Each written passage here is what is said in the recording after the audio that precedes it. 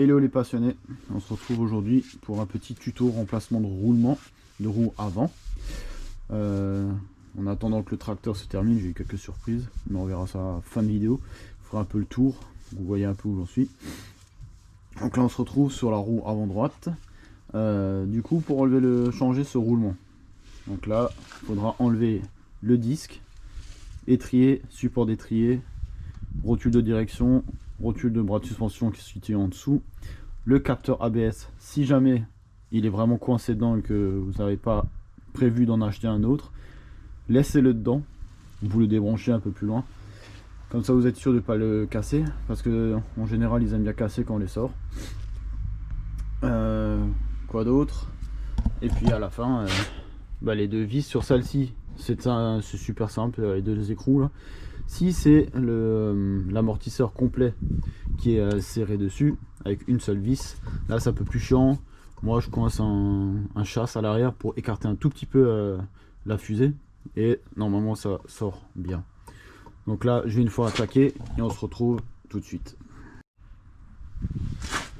Donc là j'ai enlevé le capuchon de protection parce que c'est pas un écrou frein, donc on a ce genre de système avec une goupille dedans. Donc on enlève ça. En général c'est super bien serré. J'ai plus le couple en tête, mais c'est aux alentours de 140 Newton. Si vous n'avez pas une bonne boulonneuse et qu'il faut le desserrer à la main, en général on coince quelque chose dans l'étrier, un tournevis assez costaud, donc ça se coince entre les rainures du disque ventilé. Et l'erreur à ne pas faire, c'est de forcer à ouvrir comme ça. En général il y a une petite vis là et une petite vis là qui tiennent le disque, et elles ont tendance à se sectionner, hein. Donc le disque va tourner et ça ne marchera plus. Pour ne pas faire cette connerie, le truc tout simple, on reprend les écrous de roue et on les resserre, on en met un ou deux, on le resserre complètement à la main, que le disque soit en force sur les gros écrous et pas sur les petites vis de disque. Et là alors vous n'avez pas de problème, là vous pouvez y aller franco pour ouvrir la vis. Moi je suis équipé d'une bonne boulonneuse, donc il n'y a pas ce souci là.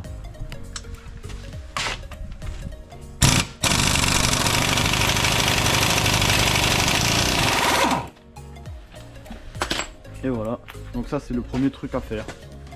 Tout de suite s'occuper de cet écrou, pas le faire à la fin que vous avez tout enlevé, parce que si vous n'avez pas de bonne boulonneuse, ou même si la boulonneuse n'est pas assez puissante, vous pouvez tout remonter pour arriver à bloquer le disque dessus. Et là c'est une grosse perte de temps. Donc premier truc, attaquer d'abord cet écrou. Ensuite on peut s'attaquer maintenant au remplacement, démontage de l'étrier. On va plutôt d'abord commencer par la rotule de direction, comme ça on peut tourner comme on veut. C'est du 16.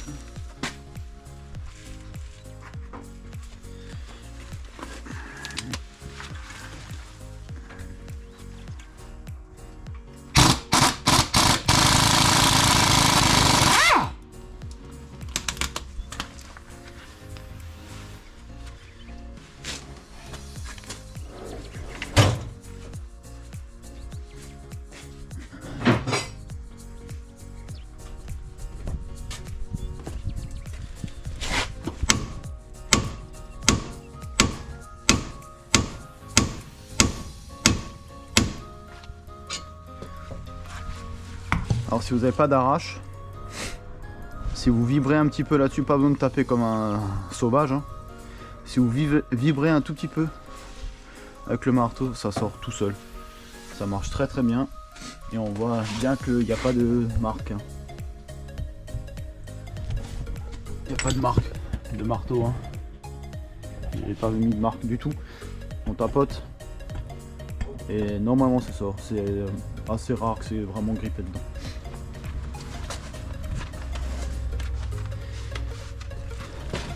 Surtout pas taper là-dessus, hein, évidemment, parce que sinon le filetage est foiré. Si vous comptez changer juste la rotule de direction, admettons, là vous pouvez y aller dessus, peu importe si le filetage soit foiré, de toute façon il sera neuf. Mais si vous comptez la garder, le mieux c'est de mettre ça. Si vous devez quand même taper dessus, parce que ça vient pas, bon évidemment il faut pas taper quand même comme un sauvage, hein. Vous mettez, remettez l'écrou dessus pour que l'écrou soit à plat, à ras du filetage, comme ça fait un plan tout plat. Et les coups de marteau, c'est l'écrou qui prendra, et ça c'est moins grave. Voilà, il aura des petits coups de marteau sur les bords, mais ça c'est pas grave. L'écrou sera fonctionnel. Et au pire, un écrou comme ça, ça se trouve, hein. Mais oui, évitez de taper sur la tête. Normalement, comme dit, on vibre un peu, ça fonctionne. Là maintenant, on peut tourner le bordel. Je vais enlever le support complet avec l'étrier dessus. C'est encore plus simple.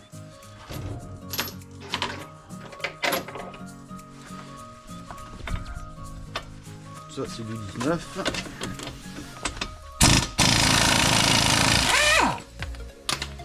Voilà.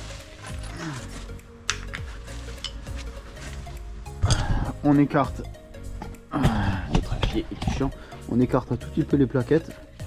Comme ça, l'étrier il sortira mieux à cause du disque. Je sais pas si c'est encore bien cadré. Allez. Faire sans les gants, ça sera mieux. Là, on écarte un tout petit peu, hein, les plaquettes de frein. Parce que s'il y a un petit rebord sur le disque, ça coince. Il ne faudra juste pas oublier de pomper les freins à la fin. Donc là, on a déjà une bonne partie. Là, on peut enlever ça. Enfin, ça. Le flexible de frein. Je perds mes mots. Ça doit être le froid. Non, on tire juste dessus, hein. N'ayez pas peur, hein. Le flexible, ça tire, je sais pas combien de barres de freinage. Les 1 kg de détrier, c'est pas ça qui va l'abîmer ou le casser, hein. Après ça, on peut, après ça, presque terminé. On n'a plus qu'à enlever la vis ici. Moi, sur le pont, j'ai un système qui tire le bras. Là, je vais vous montrer. Normalement, on peut faire ça avec une barre. Donc, il faudra une barre à bille de préférence pour se coincer dedans, faire levier. Et si ça coince toujours, on peut essayer de coincer entre les deux là un chasse comme ça. Du coup, ça va s'écarter et il aura plus de facilité à sortir. On va faire ça tout de suite. Poser ça là. Et voilà. Ça, on va faire une petite fois off parce que le compresseur s'est allumé. On n'entendait pas du tout ce que j'étais en train de raconter. Donc, pour atteindre plus facilement la vis, on va d'abord démonter le disque. Ensuite, on va démonter le flasque de protection à l'arrière. Et comme ça, on atteint mieux la vis du bras de suspension. Plus de place. De toute façon, il faut tout enlever vu que le moyeu complet est démonté. Enlever. Et on voit le flasque de protection. Bon, il n'y a pas toutes les voitures qui ont ça. Bon, là, celle-là, elle est équipée, donc celui-là, il faudra aussi l'enlever pour qu'on ait vraiment dégagé de tout.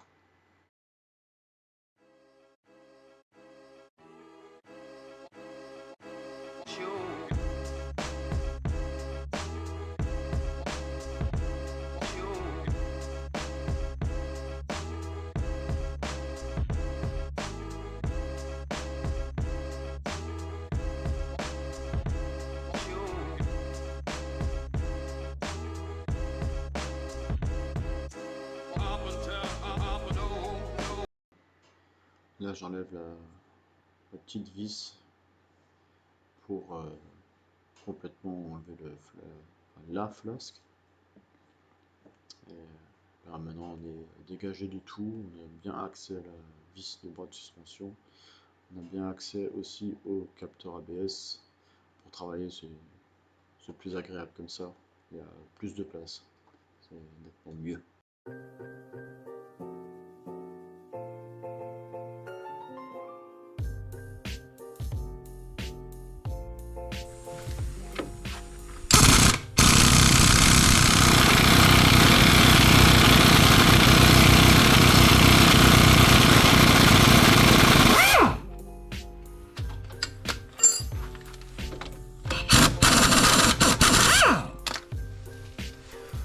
le dégrippant existe.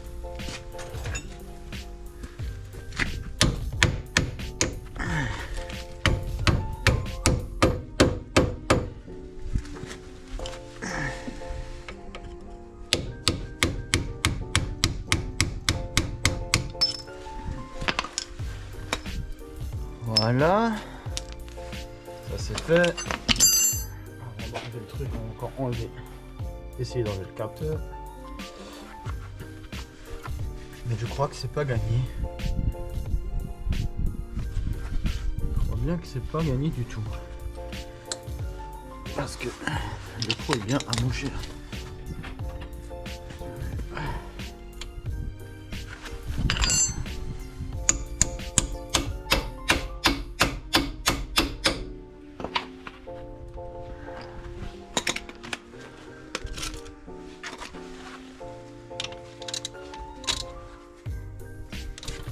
Voilà, ça va. On est sauvé. Bon, ça veut pas dire que le capteur est enlevé. On va espérer qu'il sort.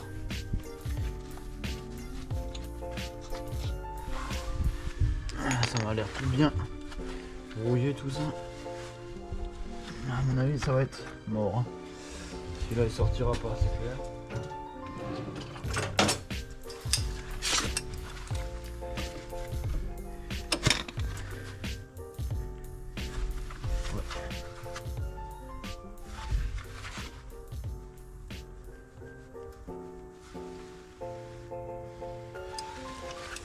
Bon bah, celui-là il est coincé dedans ça.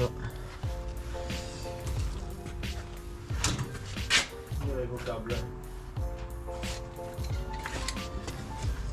On va enlever le cache ici.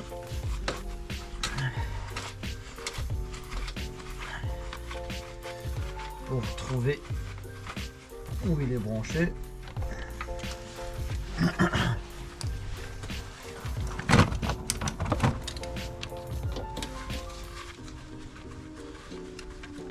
Plus de place.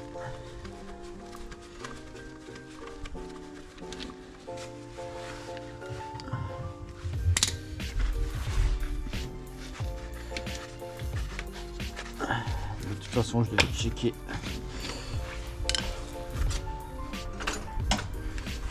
Ma cour accessoire.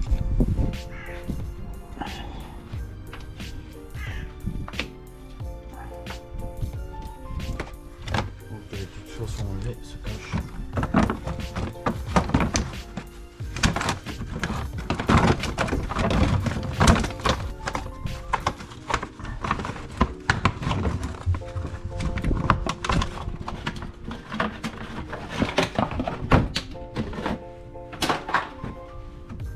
Il y en a de la saleté là-dedans. Voilà.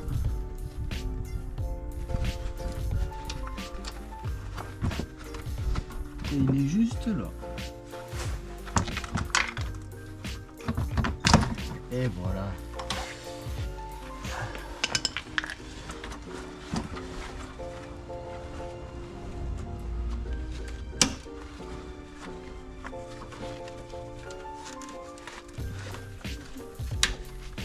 Voilà.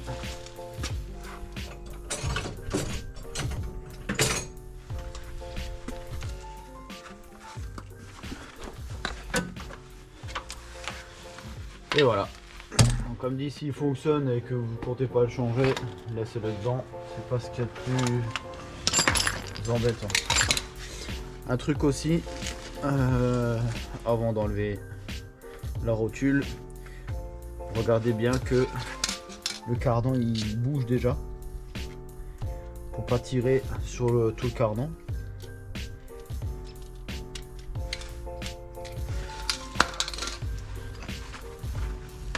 Marteau caoutchouc hein. Et là on entend bien, il bouge. S'il bouge en arrière c'est bon. Ouais, tant qu'il est débloqué c'est bon. Maintenant on n'a plus qu'à la lampe qui se barre toujours à débloquer ça.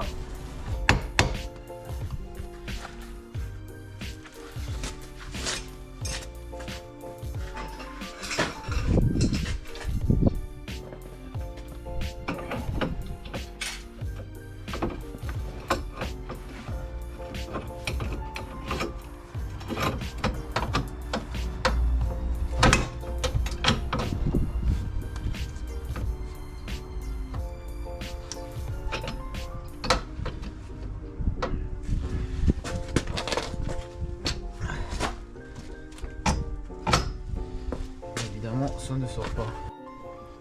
Bon voilà, j'ai réussi à l'enlever tant bien que mal. Mais en gros il faut une bonne barabine, pas comme cette merde là que j'utilise depuis pas mal d'années, que j'ai plié 15 fois.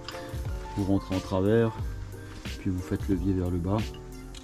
Et si ça va pas, coincez là en tournevis plat ou quelque chose pour un petit peu écarter la mâchoire. Après il y a tout qui est venu, j'ai enlevé les deux vis d'ici, ici, et puis tout est venu avec, rien qui était grippé. Donc maintenant on va s'attaquer au remplacement du roulement qui est complètement foutu. Donc là il faut toujours faire attention, il y a un circlips. Donc celui-là déjà il faut s'énerver à l'enlever. Faites bien attention de ne pas l'avoir dans le visage. Et après, si vous n'avez pas de presse, bah, il faudra aller dans un garage qui veut bien vous le faire. Normalement c'est fait en 5-10 minutes. Donc s'ils sont sympas, ils vous font gratos, sinon ça coûtera pas cher. Mais il vous faut une presse obligatoire. Si vous n'avez pas de presse, vous pouvez oublier. Hein. Pas besoin de prendre d'outils, machin, bidule, tout ça c'est de la connerie. Donc moi je vais attaquer ça et on se retrouve après. Donc là j'ai enlevé le circlips. Si vous n'avez pas d'outils, c'est très simple, vous prenez une tournevis, vous faites levier et vous levez tout doucement, il se lève comme ça vers vous. C'est pour ça que je dis attention à ne pas se le prendre en plein visage quand vous le prenez, parce qu'il y en a qui où il peut sauter et l'avoir en plein dans le visage. Ça, je vous le déconseille. Donc là, le roulement doit sortir donc de ce côté-là. Mais il y a le support de la roue là, lorsqu'on fixe la roue dessus, le moyeu, qui est dans ce sens-là. Donc on ne peut pas le pousser. Donc il faut d'abord sortir ça. Donc il faudra pousser sur le moyeu là, pour sortir d'abord la tête du moyeu.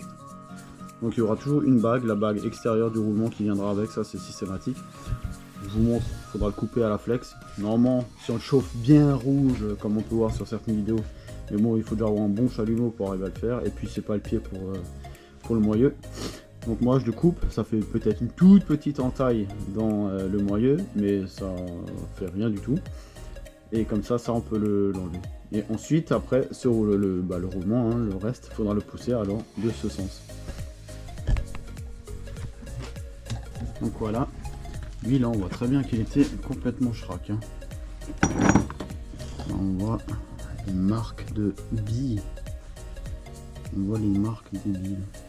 Donc voilà, quand vous avez réussi à sortir le moyeu, ça ressemble à ça. Et là vous avez la bague extérieure du roulement. Donc voilà. Donc je vous montre pas le montage que j'ai fait parce que bon, c'est très archaïque et on n'aime pas trop montrer ça à nos mécanos parce que c'est hyper dangereux. Donc maintenant il va falloir que je trouve un moyen de mettre le moyeu de ce sens et de pousser le roulement de l'autre côté, et comme ça je pourrais mettre le neuf.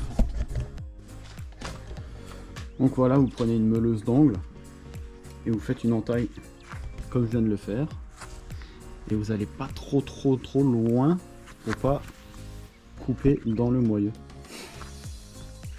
Une fois que vous avez une petite entaille comme ça, pour pas aller trop loin, vous prenez un tournevis plat ou un chasse et vous tapez dans le creux là. Et si vous avez plus beaucoup de matière à ce niveau là, alors ça se fend. Bon, je sais pas si on la verra la fissure. Et là, il se débloque. Et vous avez plus qu'à faire levier et à l'enlever comme ça. Et alors vous n'aurez pas de... aucune marque. Et voilà, une fois enlevé, vous voyez, il n'y a pratiquement rien. Une toute petite marque. Et ça, c'est 3 fois rien, c'est 1 mm. Donc il faut y aller vraiment tout doucement. Vous y allez au tâton avec votre meuleuse. Vraiment pour pas... c'est pas la peine de complètement le couper en entier. Vous voyez là, de l'autre côté, on voit. J'ai pas traversé partout. Mais à la fin, c'est de la ferraille tellement dure qu'elle ne supporte pas les contraintes verticales. Donc dès qu'elle se fait un peu pliée, il y a comme une petite contrainte sur le côté, bah, elle se casse tout de suite et après bah, ça se débloque et ça s'enlève. Il n'y a pas aucune marque, hein. Pas besoin de se faire chier au chalumeau, je sais pas quoi, ça m'a pris 1 minute. Donc là j'ai remis le moyeu en place. Là comme les deux vis sont sur le côté comme ça là, Alors, on n'est pas emmerdé à remonter. Un peu de lumière. C'est quand même nettement mieux. On n'a plus besoin de se faire chier à le remonter par en bas. Les autres fusées qu'il faut remettre par en bas, il faut d'abord enquiller celui-là. Là du coup, moi j'ai enquillé d'abord la rotule, comme ça on se fait plus chier avec le levier. Et ensuite, on le bascule vers l'avant. Et on n'a plus qu'à mettre la première vis en place. On le bascule, on met la deuxième. Et c'est torché. Voilà, on peut faire aussi simple que ça. Mais maintenant, on reprend le montage en sens inverse. Donc là, j'ai remis la rotule, les deux vis. Donc une fois serré ça. Après ça, je vais remettre le câble d'ABS. Ensuite, ah bah, je viens de voir que j'ai fait une couille. Pas oublier de remettre ça. La tête de cardan, parce que sinon, là, je peux plus la remettre. Donc là, je dois ressortir ça, mettre la tête de cardan et ensuite re-enquiller comme je viens d'expliquer. Ensuite, je vais mettre le câble d'ABS, rotule de direction et puis le disque, le support et puis le tour est joué. Et voilà, c'est terminé, j'ai tout remonté. Voilà, ça s'est bien passé, hein. Après on fait, comme je disais, hein, on fait tout en sens inverse. Bon ben, pour ce qu'il en est du tracteur, enfin un autre chantier là, tout pété. Ben, en cours de vidéo, j'avais tout remonté, je l'ai fait tourner et en fait ça s'est même empiré. Là j'avais une fuite d'eau vraiment visible le long du bloc et j'avais de l'huile qui sortait par l'échappement et là je me dis ouf, on va s'arrêter là et puis on va tout redémonter. Du coup, je vous dis pas le chantier. J'ai sorti les cylindres. Maintenant, il n'y a plus rien du tout dedans. Là, on voit toute la saleté. En fait, les cylindres, ils étaient surtout était complètement bouffé celui-là. Tout le tour du cylindre, il était bouffé total. Il doit rester peut-être 1 ou 2 mm d'épaisseur. C'est étonnant que ça n'a pas explosé en bas. J'ai eu vraiment beaucoup de chance. Du coup là j'ai une fois commencé à nettoyer mais là bon ça caille. Du coup j'y vais de temps en temps. Puis on a dû commander les pièces. Donc heureusement ce moteur est très connu. Du coup on a eu un piston cylindre tout neuf. Donc là on va repartir sur quelque chose de super propre. Au moins là tout le bloc sera bien nettoyé. On va tout nettoyer le bas, tout bien nettoyer là. Et comme ça on repart sur quelque chose de super propre. Et normalement ça devrait arracher le bitume. Alors, il faut voir. Je crois que je l'ai posé là, le cylindre. Ah voilà, ah bah, j'ai pas eu besoin de chercher très loin. On va voir comme il est bouffé, c'est trop bizarre. Là en épaisseur là, ça doit pas y avoir grand chose. Il a tout bouffé comme ça là. Et en plus à l'intérieur, bon là on le verra pas, mais il y a une fissure qui va du bas vers le haut. En longueur. Donc il y en a une de ce côté là et une de ce côté là. Donc là ce côté là ouais, bon, bah, je m'imagine bien. Ce côté ça va encore. Mais il y a aussi une fissure. Donc voilà le topo. Prochaine vidéo du tracteur, je vais vous filmer le remontage. Bon, tout le démontage j'ai fait comme ça hors caméra. Il y avait vraiment beaucoup de boulot, j'ai dû fabriquer un arrache pour les sortir, ces trucs là sans les péter parce qu'à la base je savais pas qu'ils étaient morts. Donc je me suis dit on les récupère. Et au final, comme il y en a un qui est foutu, on s'est dit on va pas en changer juste un, on va mettre 2 neufs. Et ouais, ça m'a pris, j'ai passé une semaine pour arriver à trouver un arrache assez costaud. J'avais même pris une girafe, soulevé tout le tracteur, chauffé à fond, dégrippant, tu en voilà, impossible de le sortir. Que celui-là. Celui-là devant, pouf, un peu tiré dessus, il était dehors. Celui-là était soudé dedans, une vraie saloperie. Du coup, je filmerai le remontage. Et comme ça, vous pouvez voir, là, j'avais enlevé la plaque, il n'y a presque rien de spécial, c'est de la mécanique ultra simple. Donc là, un apprenti, ça c'est le taf idéal pour un apprenti. Donc voilà, on se quitte sur ces images du tracteur largement démonté par rapport à la dernière vidéo qui viendra bientôt. Allez hop, ciao!